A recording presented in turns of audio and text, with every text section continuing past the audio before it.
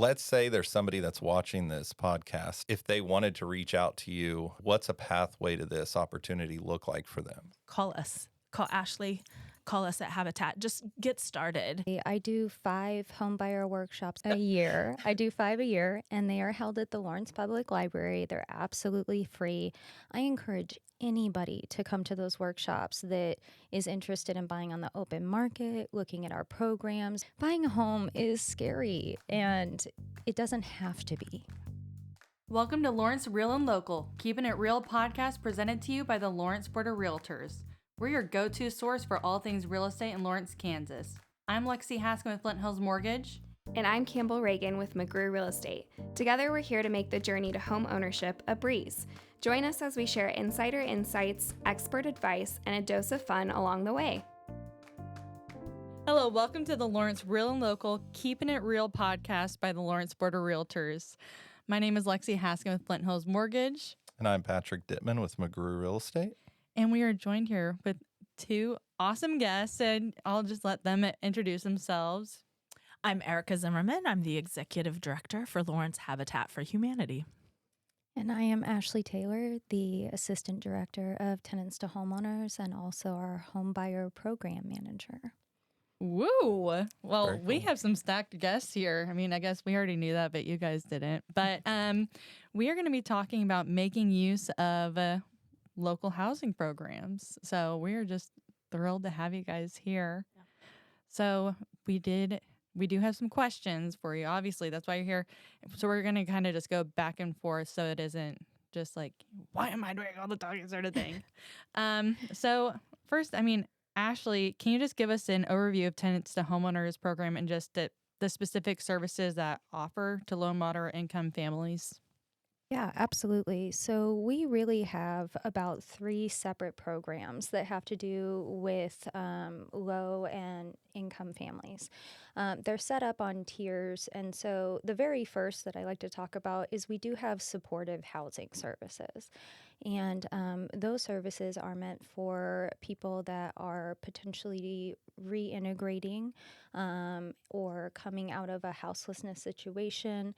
And the point of these properties is the people that are living in them do need some sort of like wraparound services to help them be successful.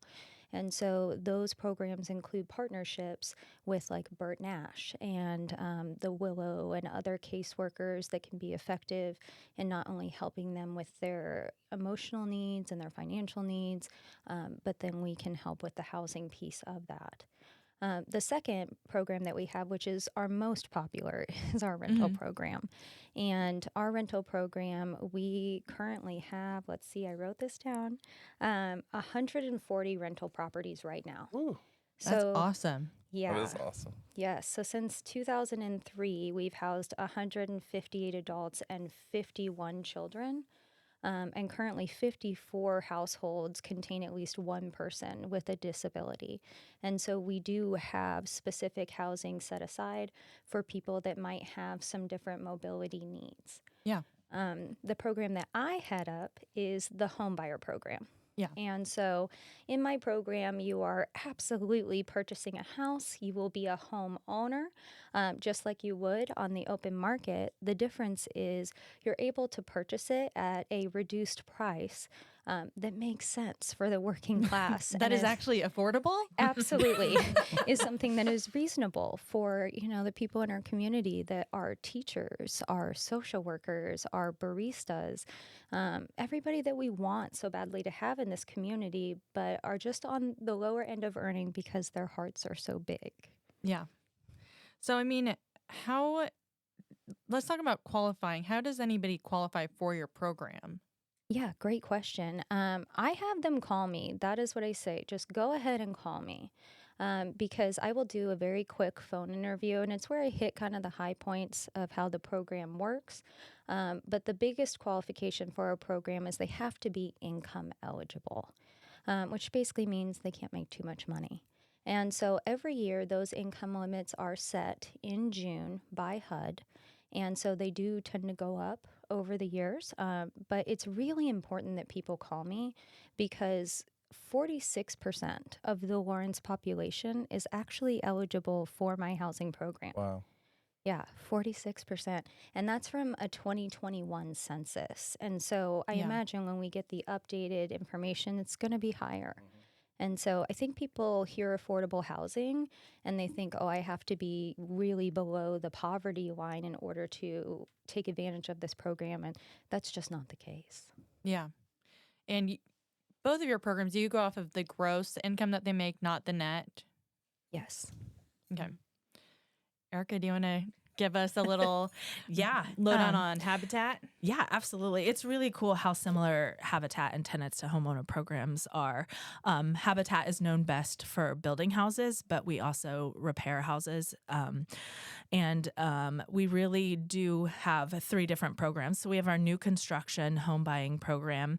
A lot of people don't know that we do home preservation or home repair. We have a senior home repair, a critical home repair program, and a mobile home repair program that not a lot of people know about. And then we too have a home buyer education program where potential home buyers attend home buyer workshops put on by tenants to homeowners.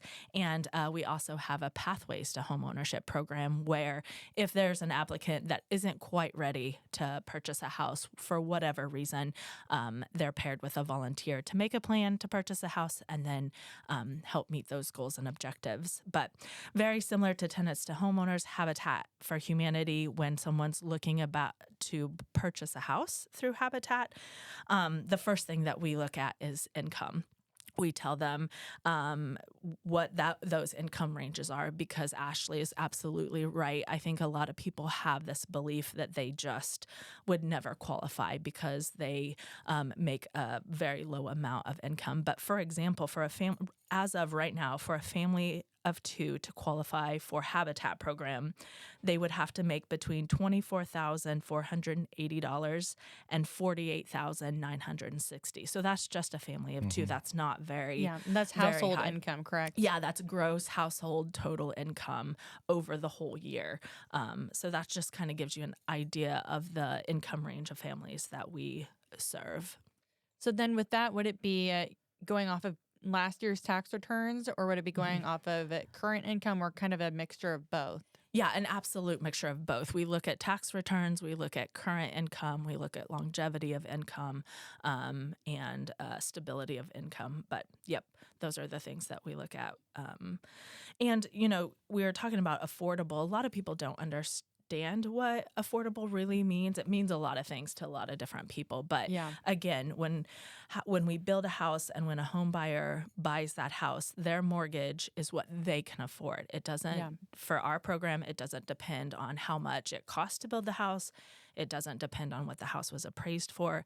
It solely depends on the family's income and what they can afford over 30 years. So that's one of the ways that we make the houses affordable. Yeah. Because, a lot of people, they think that it just goes off the debt to income ratio, which, a lot of times it does. Yeah. But, just because somebody, like if I see, oh, well, they're at blah, blah, blah debt to income ratio, and on my end, it looks like they can afford it, it doesn't mean that it's a comfortable payment for them. Mm-hmm. So, a lot of times a good first question, too, once you get into that is, what are you comfortable paying each month? Mm-hmm. Because, absolutely. Because if somebody has rent that they're paying that's $600 a month, and then their payment for this house is $2,000 or something after property taxes, homeowners insurance, that's probably not a comfortable monthly payment for them. Yes. So even if they can qualify for that, doesn't mean that they should be paying that. Right. Absolutely. And our program, it's a little bit different in how it's set up. So like they build to the financial need of the homeowner. And ours is different. What we do is we will build these houses and then we will use subsidy money to buy down the cost of the house. But in our program, the cost is the cost. And they do have to be able to get pre-approved with a lender, which does involve your debt to income ratio. But here is where we have a little wiggle room. The normal debt to income ratio that a lender looks at is 30%, but our lenders will look at a debt to income ratio of 38%. And that is because we build property as well, and we really focus on energy efficiency to the point where we're building 2x6 construction instead of 2x4. They are all electric houses, no gas, and they have solar panels on them. And because of this, the lenders know that my homeowners are going to have extra money each month that they are not spending on utilities that could go towards their mortgage, which is why they will consider that higher debt to income ratio. My homeowners report on average, the ones that have solar panels, that they are spending $58 a month on electricity and no Wow. gas. That's awesome. Yeah. So then with your program, they do have to qualify with a lender. And Yes. then with Habitat, they cannot qualify with a lender traditionally. Correct. One of the things that we say when they come to our program is that if you are able to qualify on the open market, then you don't qualify for our program. However, we've been a little flexible with that over the last few years because, as you were just saying, Lexie, like just because you qualify for a house doesn't mean that payment is workable for you. And so we've started to take a look at families who said, yeah, I went and talked to a lender and I qualify for this amount, but I can't find a house in this community for that amount. So we take a look at that too. It's not a hard no, oh, you went to a bank and are able to get a loan. Yeah. It's not a hard no. We do take a look at understanding that families don't always qualify for the right size houses, right? We've had a family that come to us that qualified for a 2-bedroom house, but they needed a 5-bedroom house. So that too is also something that we would look at for qualifying for our program as well. So we've been flexible over that about that over the last few years. Yeah, and that's awesome. Yeah. Because when we take a look at a family's payment, we take a look at 25% of their gross monthly income, because technically the definition of affordable is 30% of housing costs, right? If your housing costs more than 30% of your income, then that's not an affordable house for that family. So we take 25% of their gross monthly income, and that's their payment. That's their escrow, their property taxes, their insurance, and their principal. So that's how we make that affordable for that family. Yeah. Let's say there's somebody that's watching this podcast and they're thinking, gosh, that'd be really cool if it could be me, but I don't know if this, maybe the demand is too high. Maybe this is like winning the lottery. Maybe I won't do this. If they wanted to reach out to you, like, what's a pathway to this opportunity look like for them? And that's for... Yeah. I think Ashley said it best. Call us. Call Ashley. Call us at Habitat. Just get started. And sorry, I need to sit on my hands. Tenants to Homeowners puts on a really great home buyer workshop that I'll let Ashley talk about. But that's a really great place to get started because it has a lot of really great information. Yes, absolutely. I do 5 home buyer workshops a week. Oh my gosh. You've I was been- like, No. you're busy. No. A year. I do 5 a year, and they are held at the Lawrence Public Library. They're absolutely free. I encourage anybody to come to those workshops that is interested in buying on the open market, looking at our programs, because I talk about the open market, what lenders are looking for, what you should expect with maintenance in your first home, as well as talking about Habitat for Humanity's options. So it's a really good place to get a well-rounded amount of information, and also to get an introduction to me where maybe it's not one-on-one, if that's a little nerve-wracking for people. And so I highly, highly encourage those. I mean, you seem pretty scary. I mean, doing a one-on-one would be just... I am a very informal human. So I try to make them as fun as possible. In the October one, I was throwing out candy to people in the audience that were, raising their hands and asking questions, because buying a home is scary and it doesn't have to be. Yeah. And I mean, and a lot of times people just are afraid to ask questions and they don't want to approach someone. So being approachable is really great during that process too, because I mean, it is one of the most stressful things that somebody can go through is figuring out housing. I mean, moving, just all the parts. All the pieces. They All the are pieces.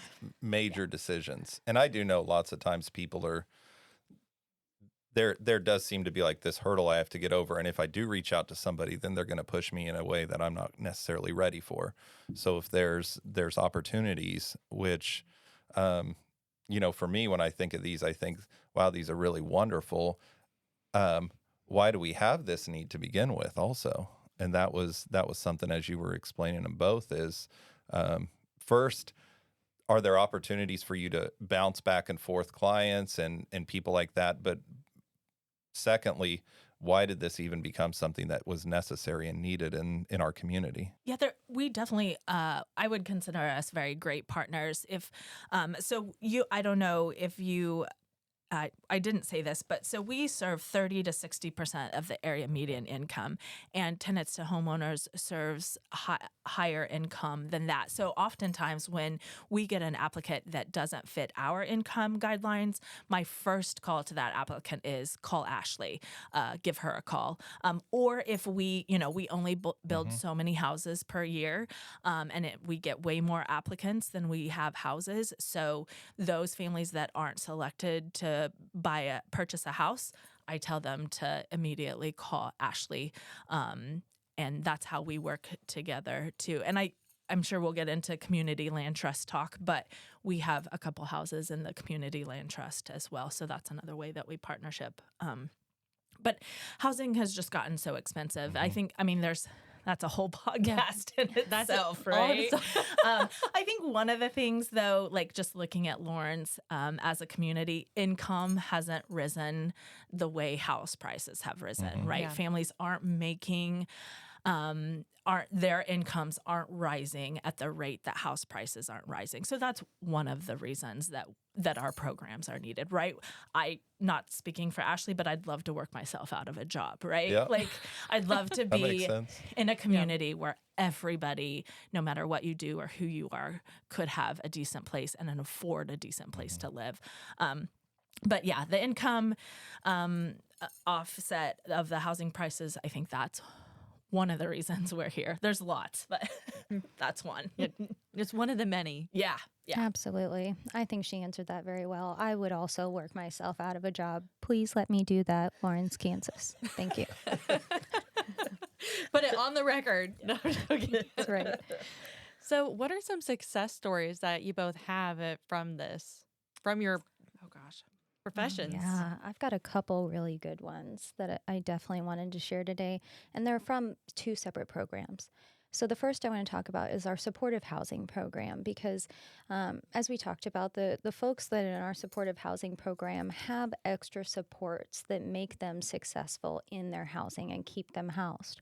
And so one of the best success stories that we have is we have an individual in our supportive housing programs that's been in this program now for a year and a half. And they were previously houseless for the last 20 years due to severe and consistent mental illness. And so we were able to get them into our supportive housing program. They have developed a high level of trust with Angie Bauer, who is our manager of that program, and have been willing to start taking medication. And so as a result of that, they have created this steady living environment for them. And they're now doing things like engaging in family style meals that get cooked inside of this that's property. awesome. Yes. I mean, just to be included in that sort of welcoming is something that I think is rare in that situation. So, success looks different for everybody. And if that individual stays in our supportive housing program for the rest of their life, that is such a big success. That has made a huge impact on that person's quality of life. So before you guys go on with your success stories, do you have to be a Douglas County resident in order to qualify for these programs? For Habitat, you have to have lived and or worked in Douglas County for 1 year at time of application. We don't have a restriction on that, but obviously it would be kind of hard to take advantage if they were in another state. Yeah. I was just wondering if surrounding counties could as well. Yeah, absolutely. We only build in Douglas County. Yeah. So beyond that, they would have to be able to come to Douglas County, but absolutely. I have a question for you after this podcast. Okay. I love that. But I won't take. Okay, more success stories. Okay, Erika. So we had a homeowner who had been chronically homeless and had come through Family Promise, which is another great organization in our community, and had graduated out of that program and then was a successful home buyer through Habitat.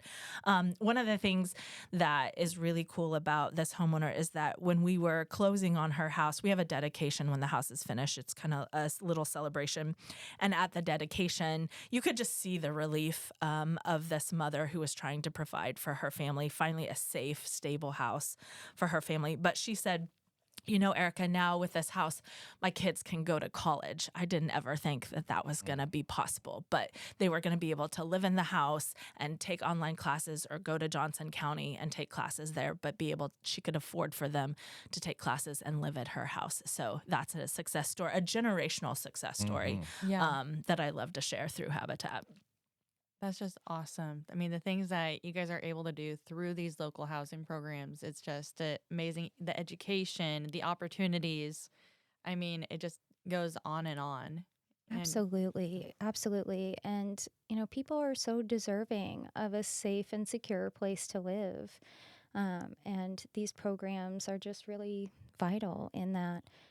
One of my other favorite success stories recently has to do with a single mom. So she came out of a DV situation 4 years ago with her 2 children, and she left with just the clothes on her back. She had nothing, and utilized the Kansas Housing Program and the Housing Authority to get a voucher that allowed her to then have an apartment for her and her children to stay in. But because she had come out with nothing, she could really only afford to buy a 1-bedroom apartment. And so her 2 kids were sleeping in the bedroom, and she had been sleeping on the floor in the living room for the last 4 years.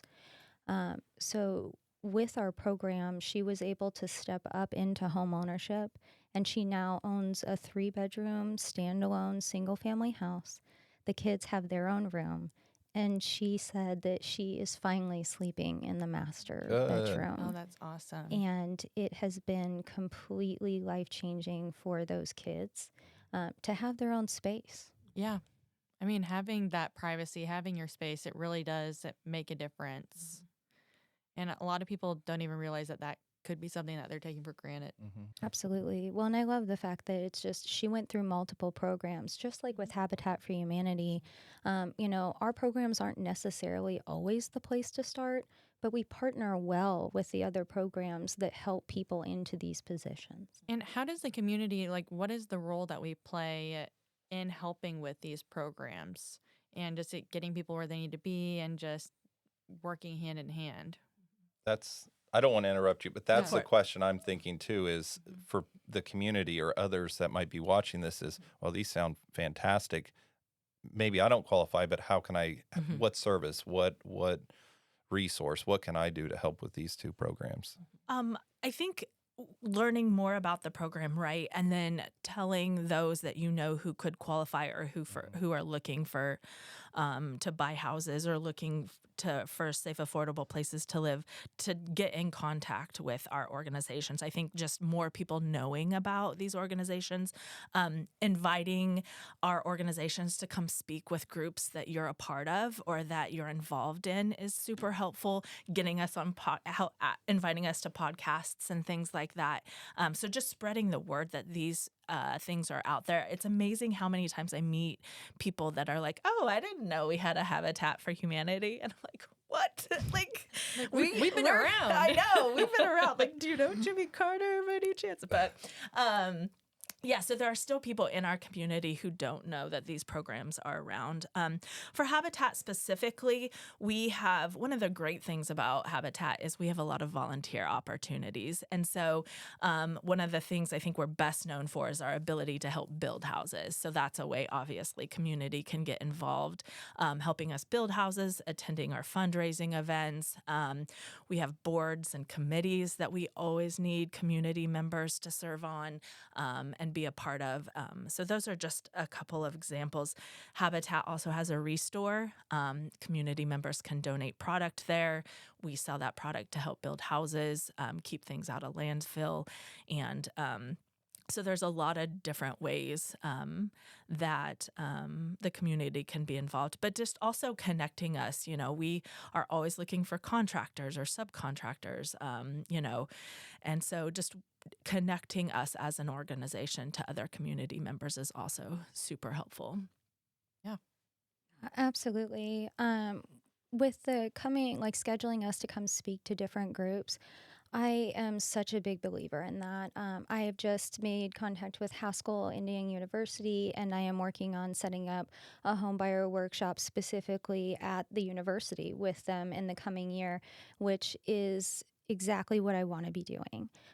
So if you are interested or your business is interested in any way whatsoever, please call me, because it will be a no charge educational service, and I can even tailor it to the amount of time that they have available for that. Yeah. But the education piece is by far and away the biggest, because again, I think people just assume unless I'm very low on the poverty line, I'm not going to be able to apply.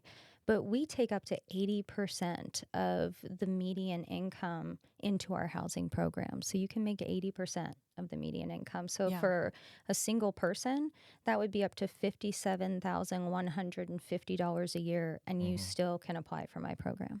Yeah, that's awesome. So I know we've talked about a lot of different things, but what is something, so just kind of rounding out this podcast episode, if you could leave everybody with one thing to think about or something that you haven't said, what would you want them to know? I'm going to let Erika go first on that. I know that was a pretty hefty question. It was. There's so many things, and it depends on the audience too, right? So if you're thinking about buying a house or possibly buying the house in the future, it's not a scary process. There are people here that want to help you learn more and work through that process. If you're a community member that's looking for ways to get involved, step into an affordable housing organization, learn more about them, serve on a board or a committee. Affordable housing is a right, and it's something that everybody deserves. Everybody deserves a safe, affordable place to live, and so there are programs out there, and so figure out a way that you can get involved and help make that happen. Oh, I agree with that. I think this is so hard, because she's right, the audience really does matter. I feel like my biggest message to people is just call me. Call me, please. Your phone's going to be ringing off the hook. I'm like, okay. I know it is. And that's okay, because the more that I can educate people on how our program functions, the more touches that I can make, they can share that information with other people. And, if they come to me and they can't qualify for my program, or maybe the payment they would have to make would be really uncomfortable, that gives me the opportunity to direct them to other places that are going to be a better fit for them. And so I am very much aware of those programs, and it doesn't just have to be full stop, you come talk to me and nobody else. Yeah. Well, I've been hearing call me from you two. What's a phone number to call? Sure. Yeah. My direct cell phone number is 785-760-0469. And if you call me, I will absolutely call you back. I do not let those calls drop. But if a lot of people call me, it might be a couple days. Yeah. But I promise I will call you back. Absolutely. Yeah, and my number is 913-369-7037. So give us a call or a text. And then also, where can people find additional resources if they can't get a hold of you immediately because of all these flooding phone calls that are going to be coming? Where can they find these resources? Yeah, we have a website that they can go to, and it's tenants-2, which is TO-homeowners.org. And it's got information on all of our programs. It's got the applications for the rental department there. It's got a way to sign up for all of the workshops that I have running over the year. So that is a really good place for them to start. Also, I have bulletin boards outside of my office and outside of our rental department where they can come pick up applications or pick up brochures. They don't even necessarily need to talk to people if they want to pick up a hard copy of something. You hear that, people? You do not have to talk to anyone to get these resources. That's a good right. point, though. Yeah. Our website is lawrencehabitat.org, and it's the same. You can find all the information and how to get started there on the website. Sweet. Well, thank you both for coming and joining appreciate us. it. Yeah. Very nice. And thank you to the Lawrence Public Library for letting us use this space. I know we say that every episode, but we are just extremely thankful for this resource. Absolutely. That's a great Community engagement for the win. Yes. Partnerships. Partnerships. Well, okay. Signing off. Thanks for joining us on Lawrence Real and Local, Keepin' It Real podcast. We appreciate our guests taking the time to join us. Don't forget to subscribe and leave a review if you've enjoyed today's episode. For more information, please visit us on the web at www.lawrencerealtor.com. And remember, whether you are buying, selling, or simply dreaming of your future home, we're here to help. Until next time, keep it real. And happy house hunting.